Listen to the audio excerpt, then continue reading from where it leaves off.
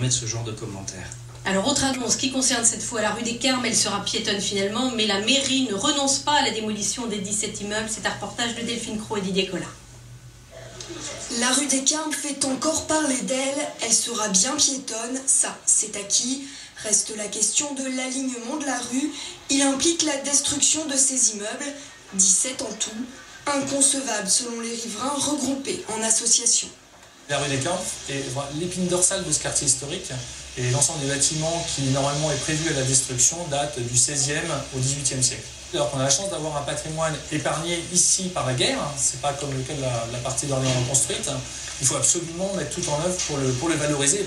Immeubles d'époque, pierres de taille, pans de bois, les élus d'opposition comme l'association veulent préserver ce quartier. Ils proposent de restaurer les bâtiments plutôt que de les détruire.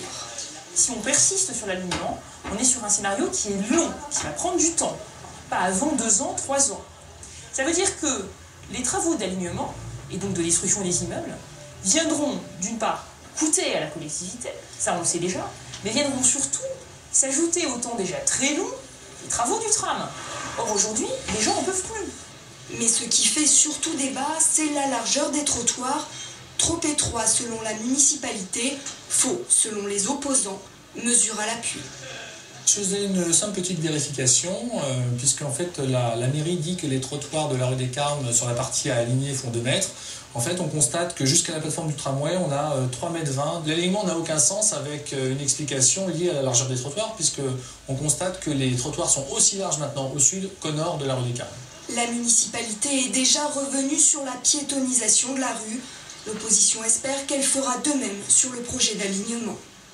Alors, la piétonnisation de la rue des Carmes, c'est fait. Pourquoi vous ne changez pas d'avis concernant la démolition Si des vous me permettez un mot sur revenu sur la piétonnisation, non. J'avais toujours dit que le débat était ouvert. Et vous donc avez là aussi, j'écoute ce qui se dit, je regarde la cohérence, et nous prenons cette décision de la piétonnisation qui va dans le sens de ce que je pense beaucoup d'Orléanais souhaitent. Pourquoi la démolition? Pourquoi vous vous entêtez sur ce dossier? Non, ce n'est pas une question d'entêtement, c'est que l'élu, que je suis, le maire, a aussi la responsabilité de faire de la prospective, de voir l'évolution de la ville et de proposer cette évolution de la ville dans un certain nombre d'années. Qu'est-ce qui va se passer? On va avoir l'ouverture du site actuel fermé de l'hôpital Porte-Madeleine, puisque je rappelle que l'hôpital va déménager. On a 5,5 hectares en centre-ville. Et on a un goulet d'étranglement à l'arrivée de cette formidable perspective et de cette ouverture. Et donc il faut que l'on ouvre la rue des Carmes vers le site futur de l'hôpital Porte-Madeleine. C'est cela qui est en jeu, c'est un véritable projet d'aménagement urbain et c'est pour ça que je souhaite cet élargissement. Et très comme M. Groire, vous ne changerez pas d'avis en tout cas. Mais non, parce que le débat a eu lieu, non.